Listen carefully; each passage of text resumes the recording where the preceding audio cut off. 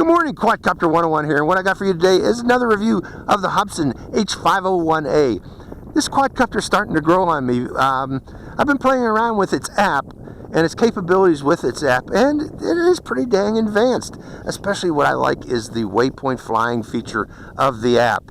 Now, the H501A comes with this Wi-Fi relay.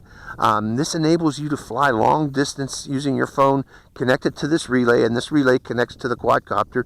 And this transmits and receives, has amplified transmission, and somehow it receives also at great distances, allowing you to fly this quadcopter pretty darn far out. You know, at least 300 meters I've been getting with this thing here, and still getting Wi-Fi FPV reception.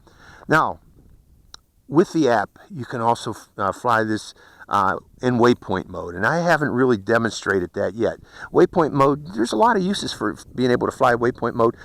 You know, you can use this for surveillance missions. Say you're a farmer and you got a field that you want to fly over and see how your crop is coming out. You can actually do all kinds of nice patterns over your field to get a nice aerial video coverage of your field with this quadcopter, cheap, easily, and fast. It does a very good job. Additionally, you can set point of interest and get very interesting shots of the ground, you know, of an object you want to get on the ground, you know, and this will go panning by, keeping its camera pointed at that object as it's flying a designed waypoint route. And I'm going to try to demonstrate both of those features today. Another thing is you don't really need a data connection to use maps with this quadcopter on your phone or on your tablet. I'm going to use a tablet that has no data connection other than Wi-Fi. What you do is while you're at home, you connect the app to your home Wi-Fi, and then if you know you're going to an area like I did today, you can open up the app and then scroll over this local area using your home Wi-Fi, and it will automatically download the maps in the detail that you have set on your screen to its cache, to the app's cache.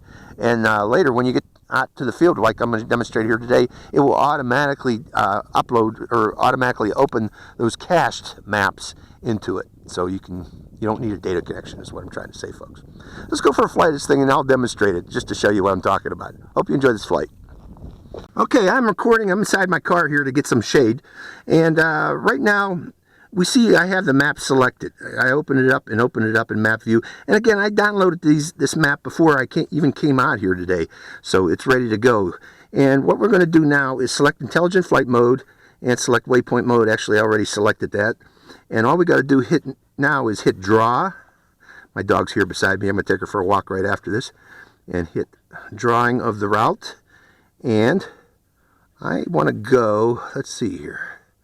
I'm going to go down here, then come up this road here. We're going to survey this area here, and come down straight across here, and then go up here, and then come back home.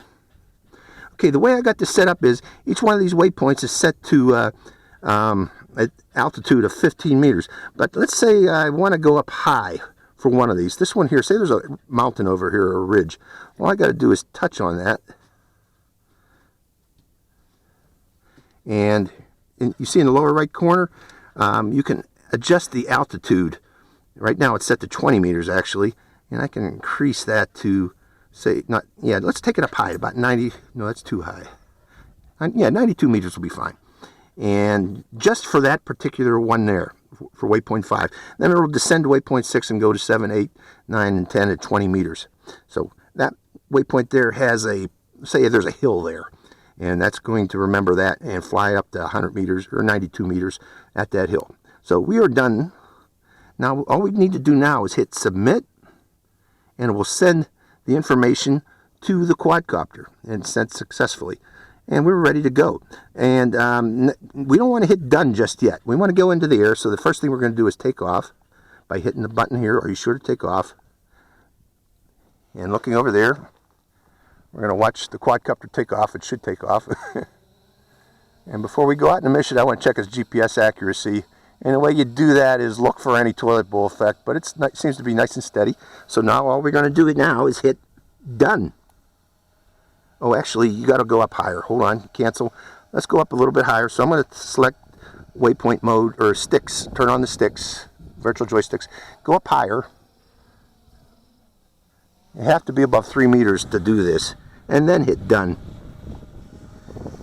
And we are above 3 meters, and there it goes on its waypoint route. And also I want to hit record. Video camera, record. And now it's recording as it goes off on its mission. And I'm going to stand out here and put on my glasses so I can watch it do its mission.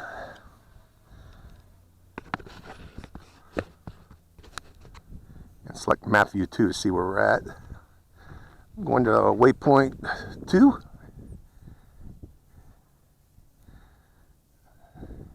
And it's going to stop at waypoint 2, turn around and probably go to waypoint 3. Okay, it's at waypoint 3. Now remember, it's going to climb as it goes to waypoint, what is it, 5, I believe? There it goes. It climbs before it even starts on the next direction to this next waypoint. And once it goes to waypoint 5, I believe it's going to probably descend to come back to 20 meters after that. I'm curious how it's going to work. But right now it's climbing up to 92 meters as per directed.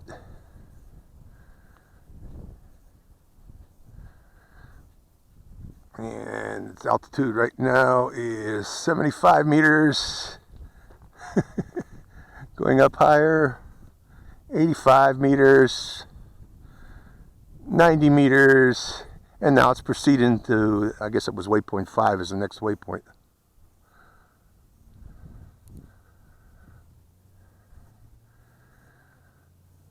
And this is the only one that had the 92 meter restriction. Now I'm curious what it's going to do to go to the next one. It's got to come back down to 20 meters. And it's stopping at that position, turning, and it's descending. It's descending as it goes to the next one.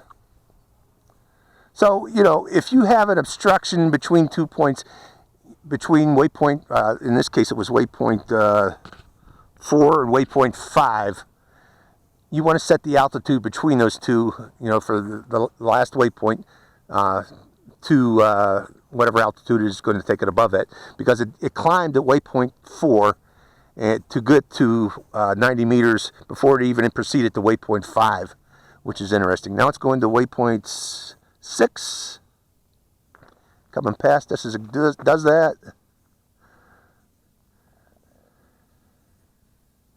So again, you know, this is neat. This is actually a surveillance quadcopter with this feature, flying these waypoints. I could see people flying over the streets of their neighborhood. I don't recommend that, folks. You can get in trouble for that. But this can do it. Going to waypoint 7. That's waypoint 7 there. On to waypoint 8, continuing on down the should continue on down the street to waypoint 8. Going overhead. I'm watching out for rattlesnakes. They're out and about, folks. I got to be careful with my dog. I'm leaving her in the car for now. It's nice temperature. It's not hot, so don't worry about her. A lot of people worry about my dog when I'm out and about. Believe me, I watched that puppy of mine. Okay. Going there. And I believe we are at waypoint 8. Or which waypoint would that be? That would be waypoint 9. And it's come back to waypoint 10. And when we get back to waypoint 10, I'm going to land it. Now the advantage of this one, you know, there's a cheaper version of this, the H501A. Okay, let's land it right about there, folks. Hitting land. Because we're going to do another mission after this. The advantage of this one over the H501A, other than it's got brushless motors, but another big advantage of this one over the 507A is this got a long flight time. You know, this will fly for quite a, you know, that was a big mission. The 507A could not have done that mission. This one did it easily did that mission. And how much flight time do we got left? We got 52% battery power left. So we can do one more mission. Let's see if we got enough time to do that. Let's try it. I am going to go back into waypoint mode. And I am going to delete this particular mission here. And in its place, I am going to put a point of interest, which will be us, where we're at. Right there. Draw a point of interest. Oh, wait a minute. Point of interest. Select. Point of interest is selected. Now let's draw a mission. Draw. We are going to fly out and then parallel to us. Then parallel to us again. And then come home. I got a feeling we're going to run out of flight time for this, but we'll try it. And I'm going to submit. And now we're going to do takeoff again. Automatic takeoff. Okay. And I'm going back to virtual joysticks because I want to take it up to at least 3 meters after it takes off. You need to be above 3 meters to submit this by hitting done. Okay, that's good right about there. And then hitting done. Now watch what it does. Again, I got it selected to maintain point of interest, which is us. So the camera should try to maintain looking toward us through this mission in our general direction. So it's going off in that way.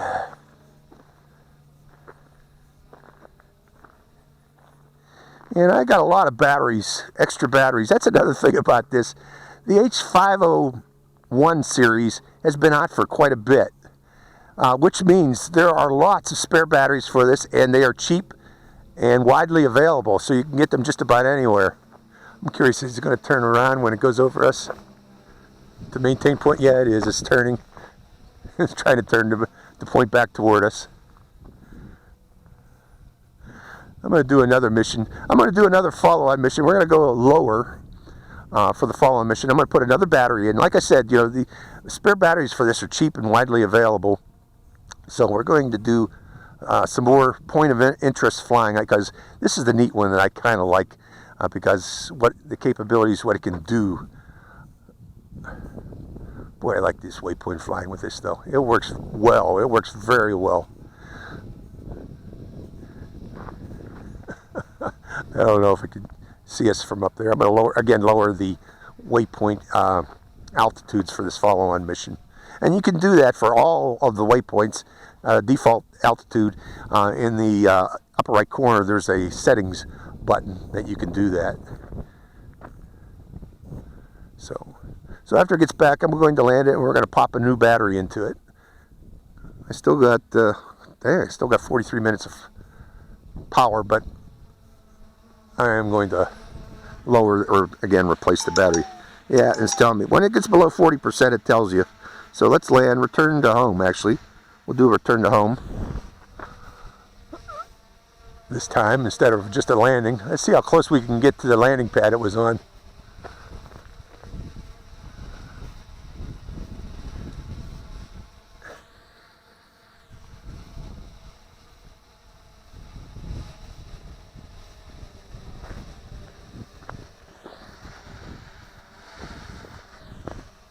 Actually, it's not landing. I'm just going to do land. Land. Land. Yeah, just land right there. It wasn't landing. What it did in the return to home was just hovered over its home position. So this is where it thinks home is, which is close to my car.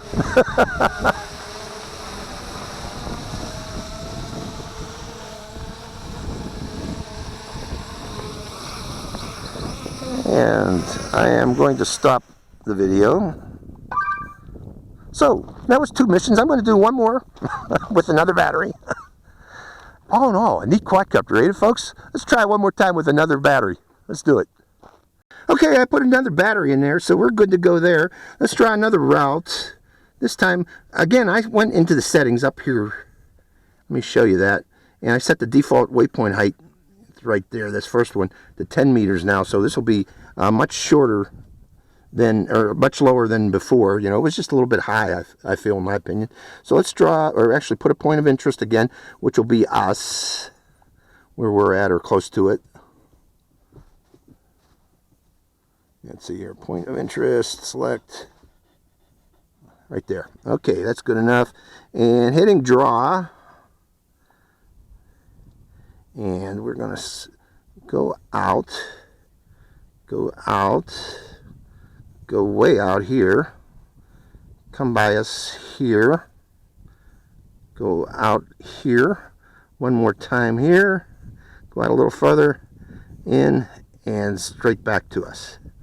So we got 11 waypoints here.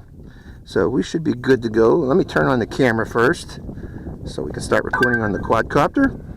Going back to map view, and we're ready to go. So hitting takeoff. Yep, taking off. And making sure my camera is recording too on my hat. And also going back to virtual joysticks, because again, we need to take the quadcopter up above 3 meters before we submit the waypoints. Okay, we're above 3 meters there. Then we hit done, and that'll start the route. Well, I guess I went on above 3 meters. Let's go up a little bit higher. Yeah, waypoint open, failed. So turn on the virtual joysticks again, going higher. Okay, turning off virtual joysticks. They're off, and then hitting done. Okay.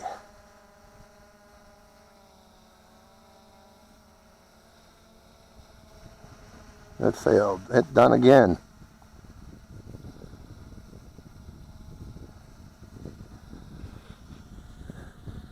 Okay, let's land it wherever it's at.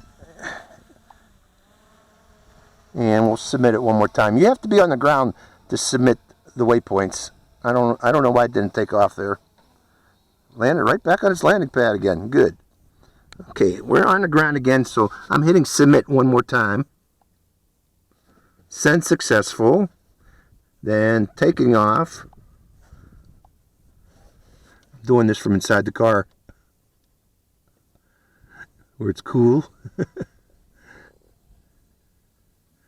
Virtual joysticks on, going up above 3 meters,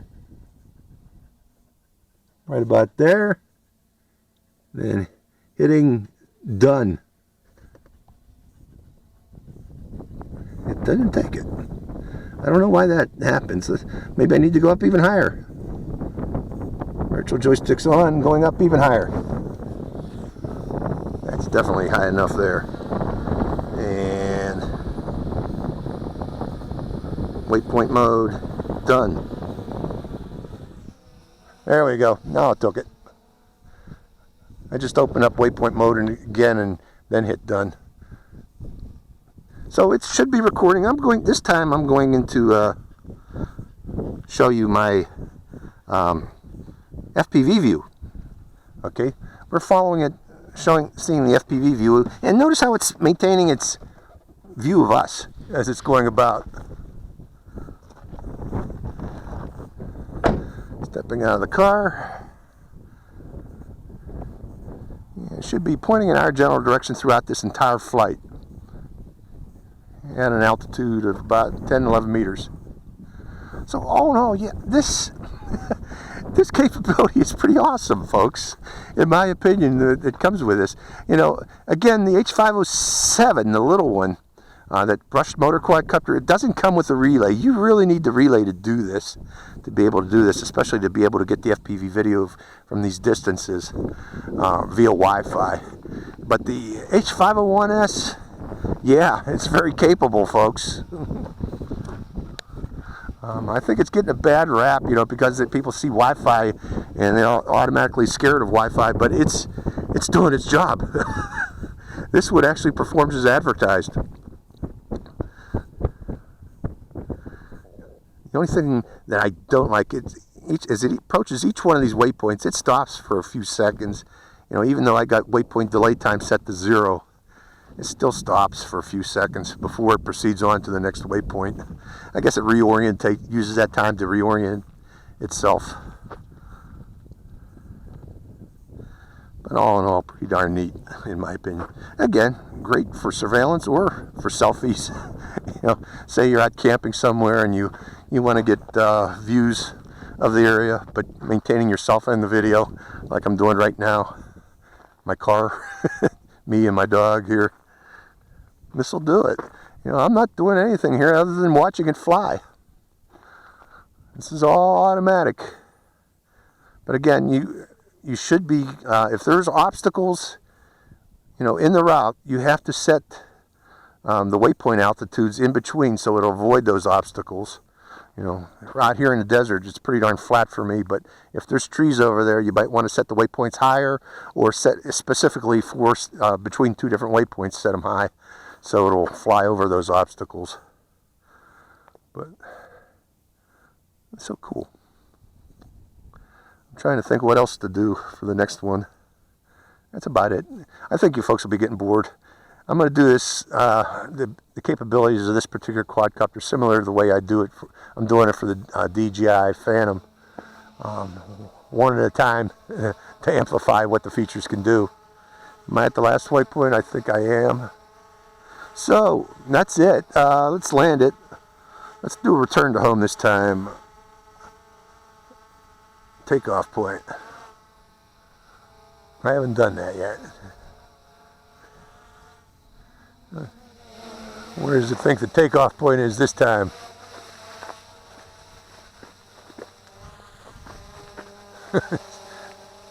And just there it comes down to land. Quite a bit off, you know, it's GPS, it's super accurate. I'm guessing we're 4 meters away, but that's good enough for, close enough for government work, as my dad would say. And hitting stop of the video camera. So that's waypoint mode flying with H501S. Neat quadcopter. I really like it. So I hope you enjoyed this flight. This is Quadcopter 101 signing out.